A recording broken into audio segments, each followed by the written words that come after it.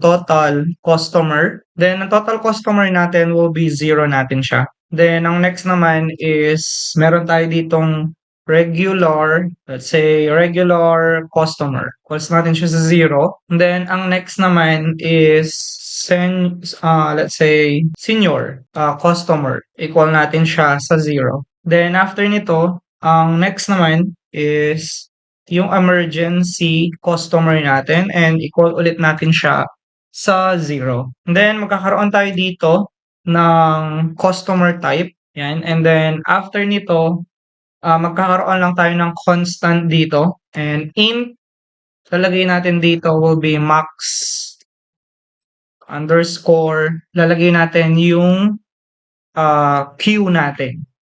And then, equal natin siya sa 15. So, yung maximum queue na meron tayo will be 15.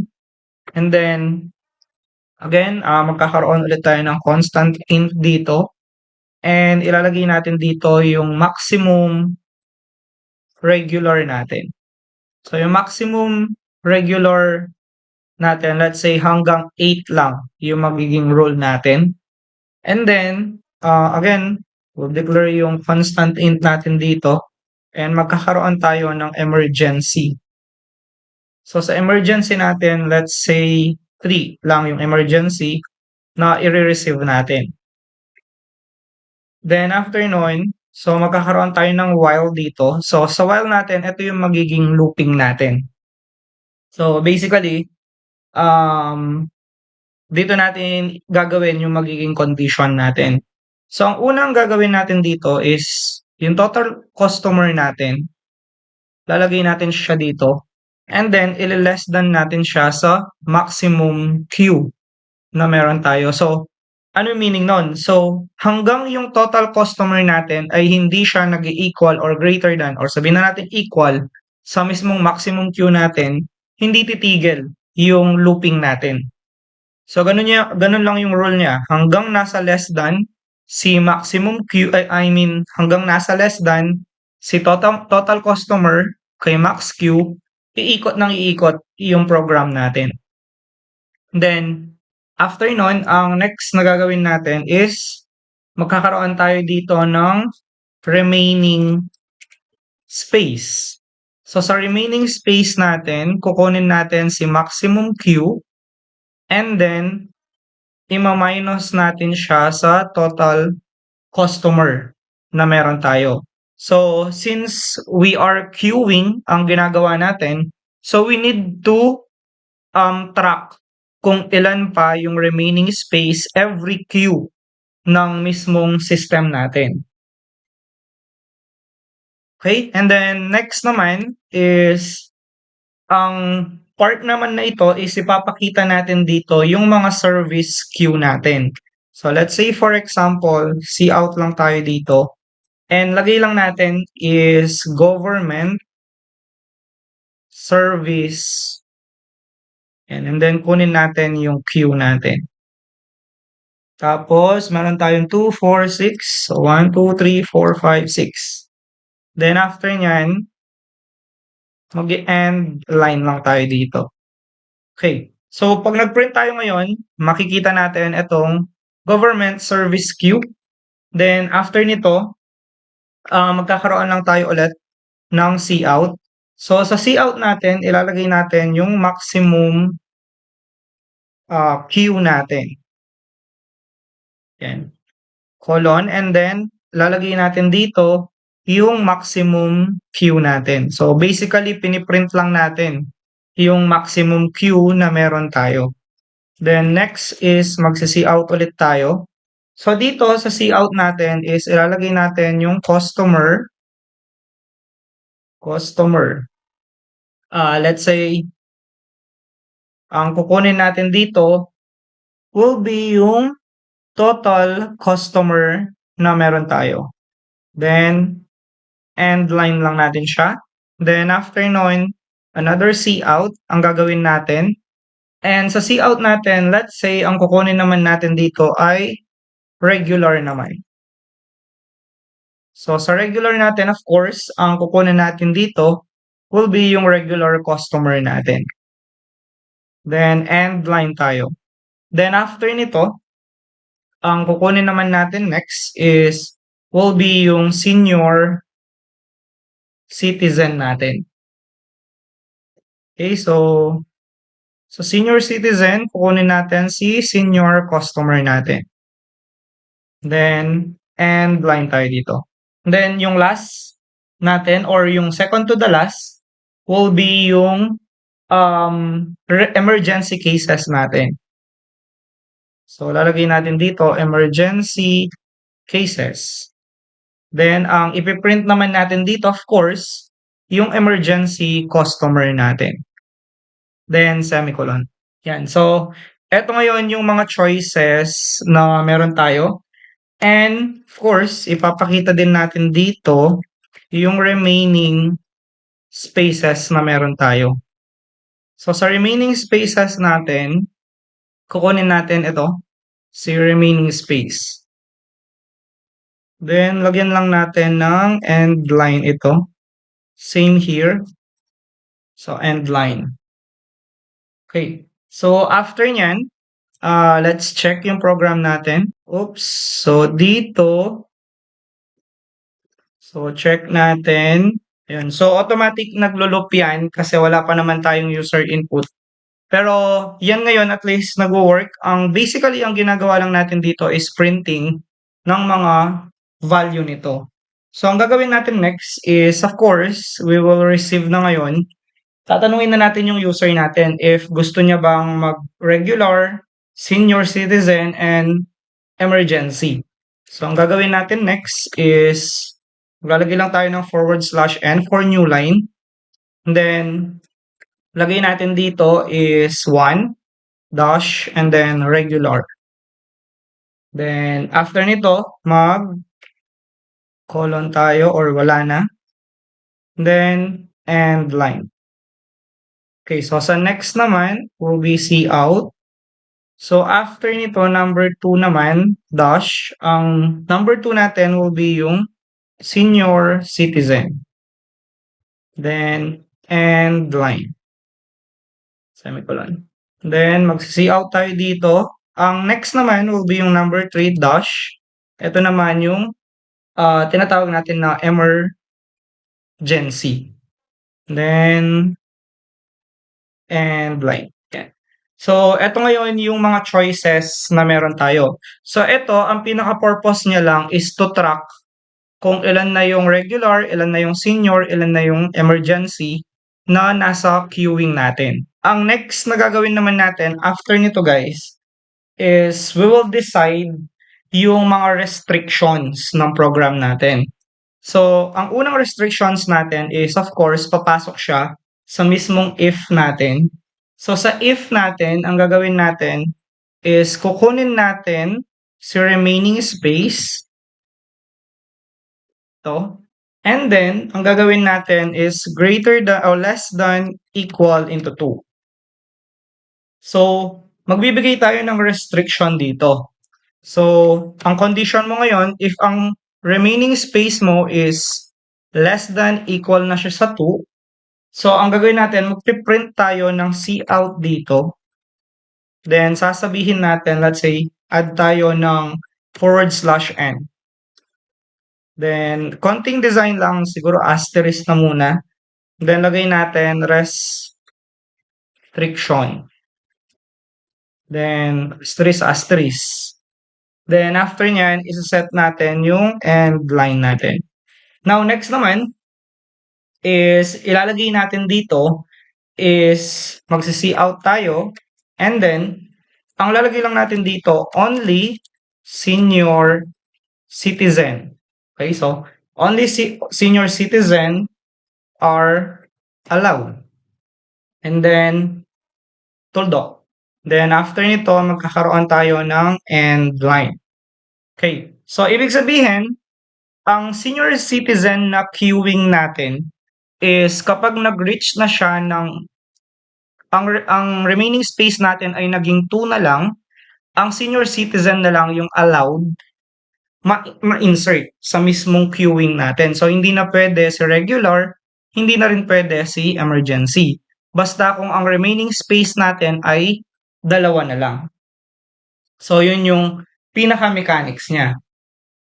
Then after nito, magkakaroon tayo ng else if.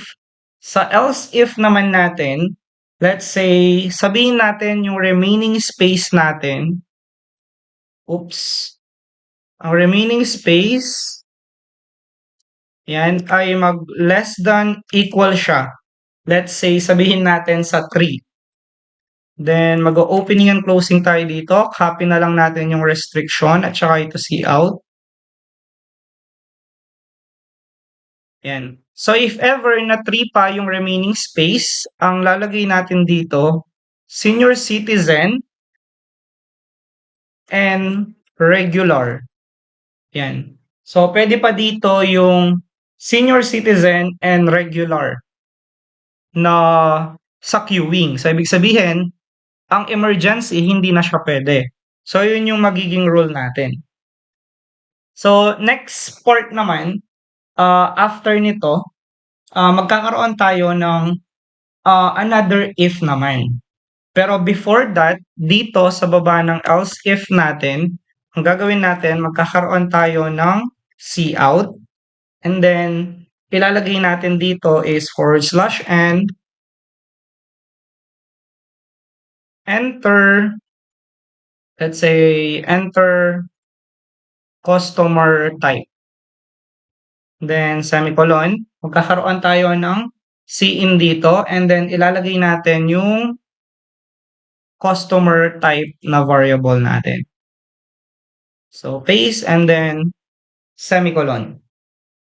And then, after natin malagay yung customer type natin, magbibigay ulit tayo dito ng another if. So, sa if natin, maggagawa tayo ng validate. So, i-validate natin yung customer type natin. So, ang gagawin natin, in order to validate it, ang gagawin natin, customer type less than sa 1. Ibig sabihin, kapag nag-0 yung customer type, which is hindi pwede, kasi ang type natin, it start with 1, 2, and 3. So, kapag ang customer type ay less than to 1, or ang customer type natin ay nag-greater than sa 3, curly bracket, and then, ang sasabihin natin dito, cout invalid customer type. And then, end line tayo dito. Then, after nun, i-prompt natin siya na please enter, let's say, type or enter 1, 2, 3. Or sabihin natin 1, 2, or 3. And then, end line tayo. So, ibig sabihin, kapag kasi sinabi nating less than sa 1, it goes with 0 to negative number. Kapag sinabi naman kasi natin greater than 3, ibig sabihin it goes sa 4, 5, 6, 7, and onwards. So, if we check yung choices natin, ang choice lang kasi natin is 1, 2, and 3 lang siya. Okay? So, yan ngayon yung validation ng customer type natin. Now, maglalagay naman tayo ng else if dito. Sa else if naman natin, let's say, maglalagay tayo dito ng regular customer. So, ang gagawin natin, kukunin natin si customer type, equal natin siya sa 1 kasi si regular ay 1 yung choice niya. Then, opening and closing curly bracket. Then, ang ilalagay natin dito is, una, magkakaroon muna tayo ng if yung regular, kunin natin to. So, if yung regular customer natin, ayan, nag-greater than equal siya sa tinatawag natin na maximum regular. So, dapat hanggang 8 lang siya. So, maximum regular. Okay. So, ang gagawin natin dito is maglalagay tayo ng cout and sasabihin natin regular customer limit reach. Yan. Then tuldok and then magkakaroon na lang tayo ng end line dito. So, eto ngayon yung parang magiging validation natin para sa customer type natin. So, bawal siyang mag-exceed sa 8 na space.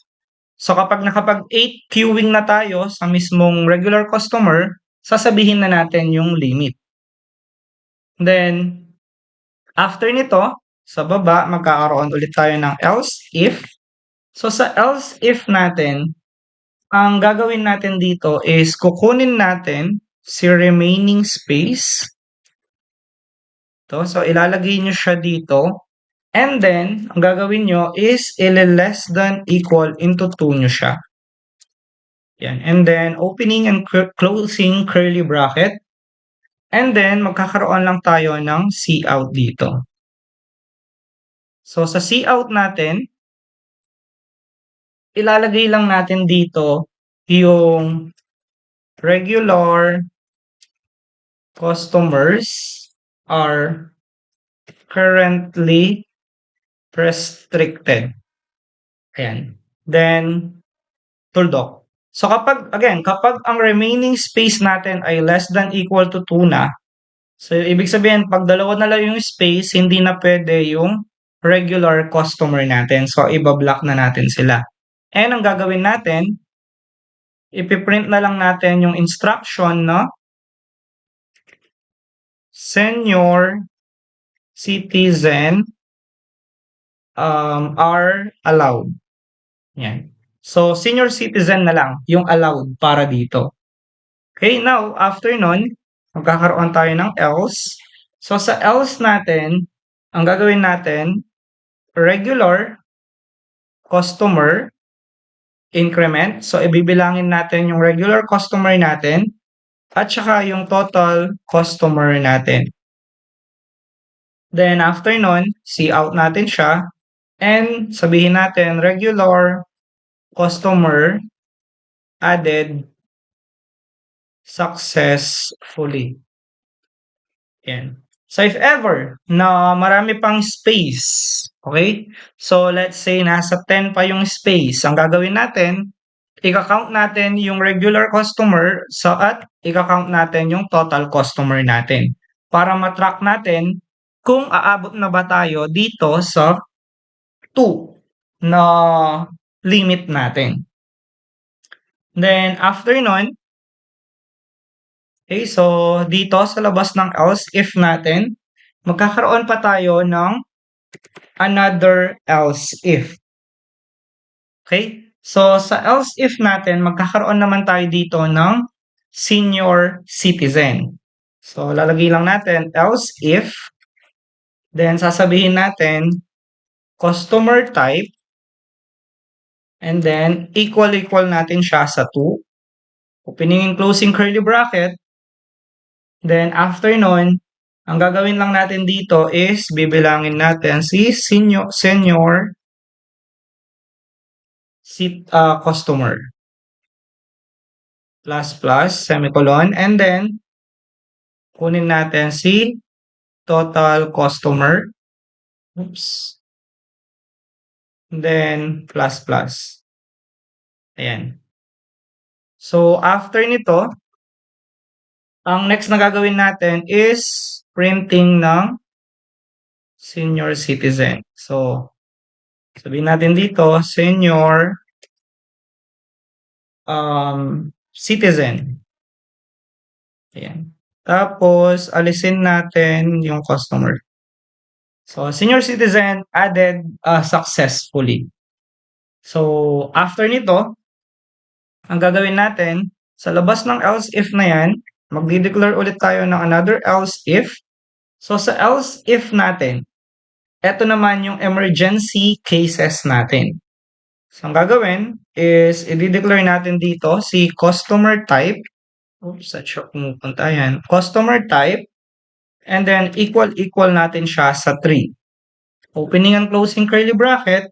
And then, ang gagawin natin dito is magkakaroon tayo ng another condition to validate, no, kung nasa maximum emergency na ba tayo. So, kukunin nyo si emergency customer, ilalagay niyo siya dito. And then, ang gagawin niyo, greater than or equal ba sa mismong maximum emergency natin. So, yung maximum emergency is hanggang 3 lang naman siya. So, ilalagay niyo siya dito. Then, opening and closing curly bracket. And then, ang gagawin natin next is ipiprint lang natin itong limit natin. Then, ipipaste nyo siya dito. And papalitan nyo lang yung regular into emergency. Yan. So, emergency customer limit reach. So, after nito, kakaroon ka ng else if. Sa else if natin, ilalagay natin dito yung remaining space natin. Then, gagawin nyo is less than equal nyo siya into 3. Kasi yung maximum emergency natin hanggang 3 lang siya. So, if ever na ma-reach natin yon, maglalagay tayo ng cout dito at ilalagay natin emergency customer are currently restricted. Then, after nyan, sa baba naman, ang gagawin natin, sasabihin natin dito, only regular and senior citizen are allowed. And then tuldok. So, after nito, ay meron tayong else dito. So, sa else natin, ang gagawin natin is kukunin natin si emergency customer, then plus, then after nyan, si total customer. Yan, si total customer plus din natin siya. Then after nyan, may cout lang tayo ulit. So sa cout natin, let's say, sabihin natin dito is emergency customer added successfully. So, okay. So, eto na ngayon yung magiging conditions natin. Now, sa pinakababa, we'll go with printing na lang. So, ang gagawin natin, cout, and then lalagay natin total customer. Okay, so lagay natin yung total customers, and then lalagay natin total customers. Ayan.